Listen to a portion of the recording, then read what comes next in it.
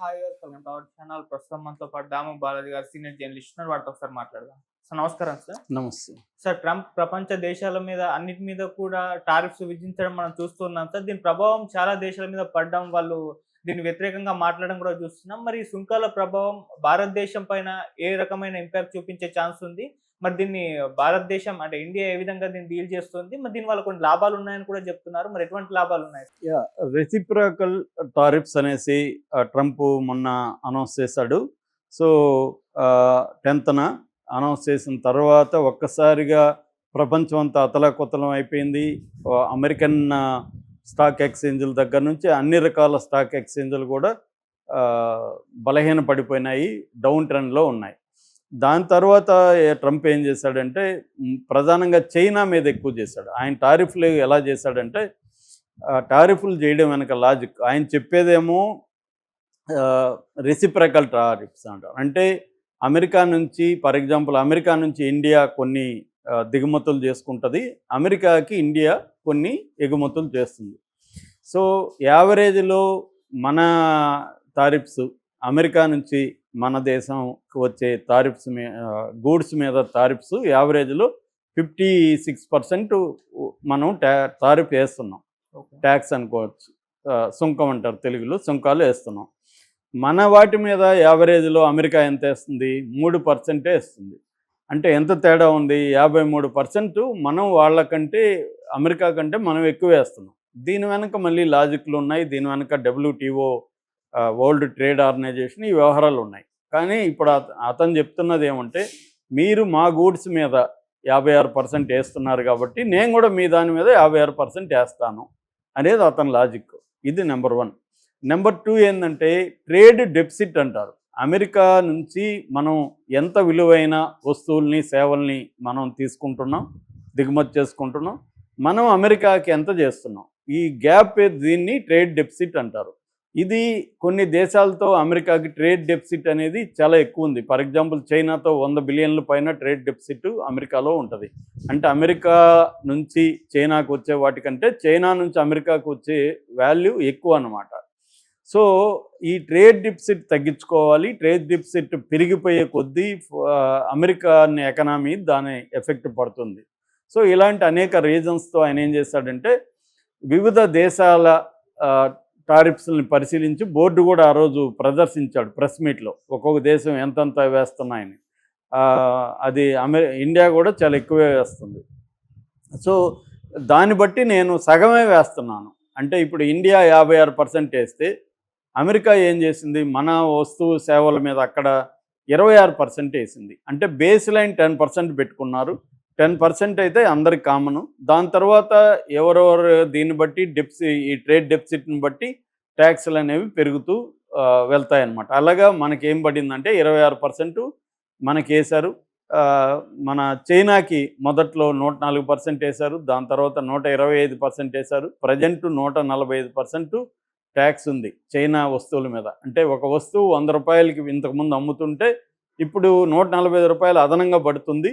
245 రూపాయలు అవుతుంది చైనా నుంచి ఒక వస్తువు. ఫర్ ఎగ్జాంపుల్ అదేంటి, వెల్లుల్లిపాయ వెళ్తుంది కేజీ 100 రూపాయలు అనుకున్నాం. ఇప్పుడు అదే వెల్లుల్లిపాయ కేజీ ఎంత అవుతుంది? అక్కడ 245 రూపాయలు అవుతుంది. సో దీనివల్ల ఏమవుతుంది, చైనా నుంచి వెళ్ళే వస్తువుల భారం ఎక్కువైపోతుంది కాబట్టి చైనాకి దెబ్బ తగులుతుంది. ఇది ఆయన ట్రేడ్ ప్లాన్ అనమాట. సో నేను ముందు ఇండియాది మాట్లాడి తర్వాత మిగతా విషయాలు మాట్లాడతా. ఇండియాకి మనకి ట్రేడ్ పరిస్థితి ఏంటి? ఇండియాకి అమెరికాకి మధ్య బైలేటరల్ ట్రేడ్ అంటాం దీన్ని, ద్వైపాక్షిక వాణిజ్యం. ఈ ద్వైపాక్షిక వాణిజ్యం టోటల్ విలువ దాదాపు $200 బిలియన్. $200 బిలియన్ ఇద్దరి, అంటే మన ఎక్స్పోర్ట్లు మన ఇంపోర్ట్లు కలిపి $200. ఇందులో ఇండియాకు వచ్చేవి, అంటే మనం అమెరికా నుంచి దిగుమతి చేసుకునేవి 41.8 బిలియన్ డాలర్లు. మనం అమెరికాకి ఎక్స్పోర్ట్ చేసేది ఎంత? 87.4 బిలియన్ డాలర్లు. 87 బిలియన్ డాలర్లు. అంటే గ్యాప్ ఎంత ఉంది? $45 బిలియన్ అమెరికాకి డెఫిసిట్ అంటారు. అమెరికాకి ట్రేడ్ డెఫిసిట్ అనేది పడుతుంది ఇండియా ట్రేడ్తో. అంటే మనం ఎక్కువ ఎగుమతి చేస్తున్నాం, తక్కువ దిగుమతి చేసుకుంటున్నాం. అందుకనే మీరు కూడా మా దగ్గర నుంచి ఎక్కువ కొనండి అనేది మొన్న కూడా మోడీ కలిసినప్పుడు చెప్పాడు. కొన్ని విషయాలకు ఒప్పుకొని కూడా వచ్చాడు మోడీ. అంటే వాళ్ళ దగ్గర క్రూడ్ ఆయిల్ అలాంటివి మనం ఎక్కువ కొంటాం. అట్లాగే యుద్ధ విమానాలు, F-35 ఇలాంటివి. ఫర్ ఎగ్జాంపుల్ అమెరికా నుంచి మనం ప్రధానంగా దిగుమతి చేసుకునేవి ఏవి అని కానీ చూస్తే పెట్రోలియం ఉత్పత్తులు చేసుకుంటున్నాం, రఫ్ డైమండ్లు చేసుకుంటున్నాం, లిక్విడ్ నేచురల్ గ్యాస్ ఎల్ఎన్జీ చేసుకుంటున్నాం, గోల్డ్ చేసుకుంటున్నాం, కోల్ చేసుకుంటున్నాం, ఏవియేషన్కి సంబంధించిన పరికరాలు మన ఎయిర్ ఫోర్స్ వాటికి సంబంధించి కొన్ని చేసుకుంటున్నాం.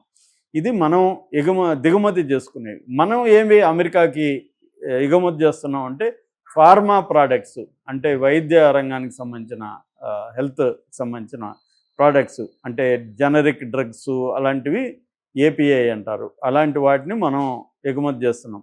అట్లాగే పాలిష్డ్ డైమండ్స్ని పాలిష్ చేస్తే అవి పంపిస్తున్నాం. Petroleum products, jewellery, textile, IT services, fuel, ఇవన్నీ ఇక ఎట్లాగో టెక్నికల్ సర్వీసెస్ మనం ఇస్తున్నాం, ఐటీ సర్వీసెస్ ఇవి ప్రధానంగా ఇస్తున్నాం.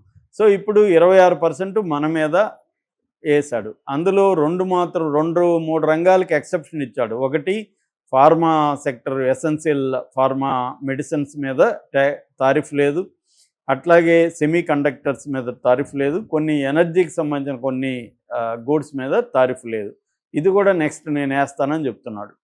సో దీంతో ఇండియన్ స్టాక్ మార్కెట్తో సహా అన్నీ పడిపోయినాయి. పడిపోయేసరికి ట్రంప్ ఏం చేశాడంటే, ట్రంప్ ఆ దేశంలో కూడా పడిపోయినాయి.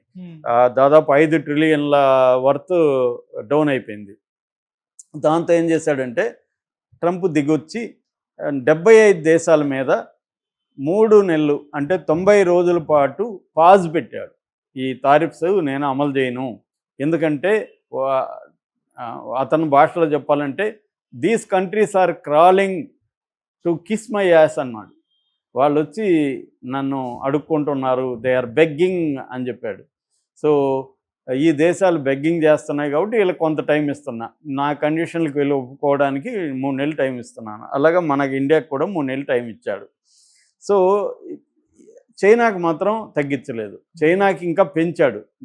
ఎందుకు చైనాకి పెంచాడంటే చైనాకి అమెరికా 104% టారిఫ్స్ పెడితే చైనా రివర్స్లో 84% చైనా కూడా పెట్టింది.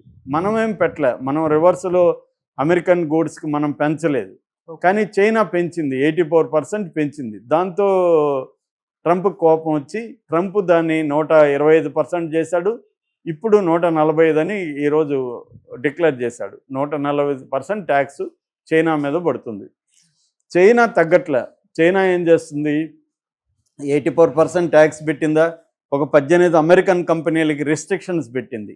సో 18 అమెరికన్ కంపెనీలు ఇప్పుడు చైనాలో నుంచి బయటికి రావాలి, టక్కని బయటికి రావాలంటే ఇబ్బందులు ఉన్నాయి.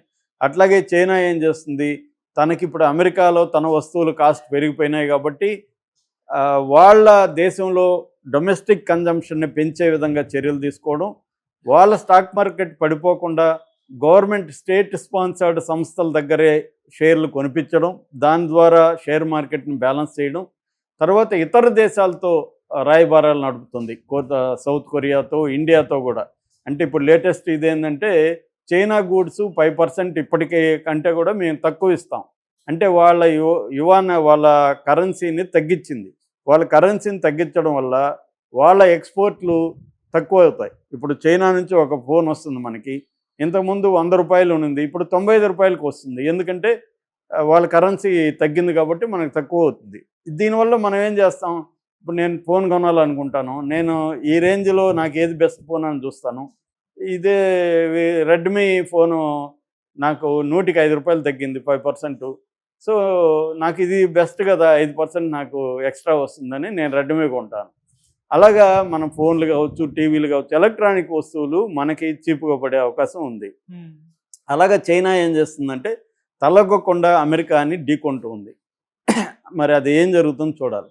అయితే ఇండియాకి దీనివల్ల లాభమా నష్టం అనేది ఉంది. ఇండియాకి కూడా కొన్ని విషయాల్లో ఖచ్చితంగా నష్టం. ఎందుకంటే ఆల్రెడీ మనం రొయ్యలు అక్వా పరిశ్రమ ఎంత ఘోరంగా ఉందో చూసాము. అలాగే సూరత్లో డైమండ్ ఇండస్ట్రీలో పనిచేసే వాళ్ళు వీధుల్లోకి వచ్చి ధర్నాలు చేస్తున్నారు, ఎందుకంటే వాళ్ళ శాలరీలు పడిపోయినాయి. అట్లాగే అక్వా రైతులు కూడా గోడు వెళ్ళబోస్తుంటే జగన్ పెద్ద ఎత్తున దాని మీద మాట్లాడుతుంటే చంద్రబాబు కొంత దాని మీద దృష్టి పెడుతున్నాడు. ఫస్ట్లో చంద్రబాబు నేనేం చేసేది ట్రంప్ గారు చేసిన పని నేను చేతులు ఎత్తేసాడు, కానీ జగన్ పోరాటం వల్ల చంద్రబాబు కొంత దృష్టి పెడుతున్నాడు. అలాగా ఇండియాలో అనేక పరిశ్రమ మీద ఎఫెక్ట్ పడింది. మన ఇది కూడా మొన్న ఒక రోజు నేను ఆల్రెడీ చెప్పాను, సెకండ్లలో 20 లక్షల కోట్లు ఆవిరైపోయింది స్టాక్ మార్కెట్. కానీ ఎప్పుడైతే ట్రంప్ నిన్నగా ఒక మొన్న పాజులో పెట్టాడు, నిన్న లీవ్ ఉంది మార్కెట్కి, మహావీర జయంతి. ఈరోజు మార్కెట్ మార్నింగ్ నుంచి చూస్తే ఆల్రెడీ నిఫ్టీ 400 పాయింట్స్ దాటింది, ఇటు సెన్సెక్స్ కూడా 1400 పాయింట్స్ పైన వెళ్తుంది, మంచి ఊపులో ఉంది ఈరోజు, అంటే ఎప్పుడైతే పాజ్ పెట్టారో. సో అదేవిధంగా మన వాళ్ళు కూడా ఏం చేస్తున్నారంటే ఇతర దేశాలతో బైలేటరల్ ట్రేడ్ని పెంచుకోవడానికి ట్రై చేస్తున్నారు.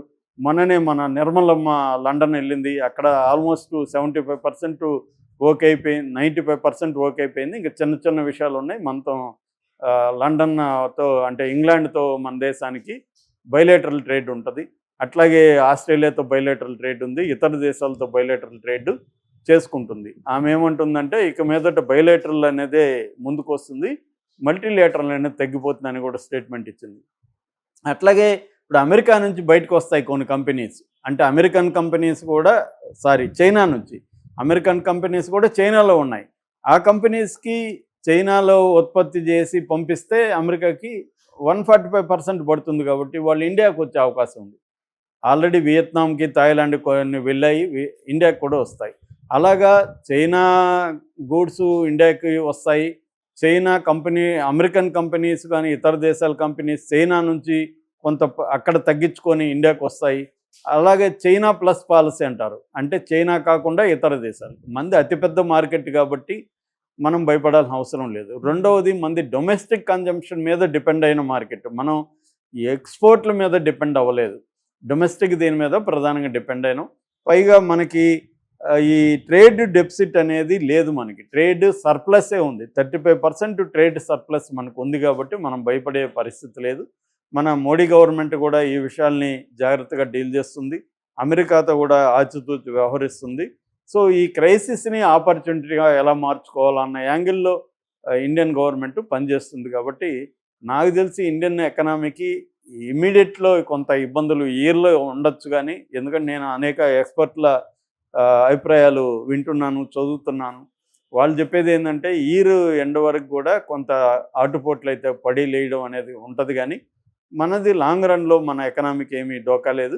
ఈ క్రైసిస్ని మనకు అనుకూలంగా మార్చుకునే విధంగానే మనం ప్రయత్నిస్తున్నాం, కాబట్టి ఇబ్బంది లేదు అనేది ఎక్కువ మంది చెప్తున్నమాట. Okay sir, thank you so much.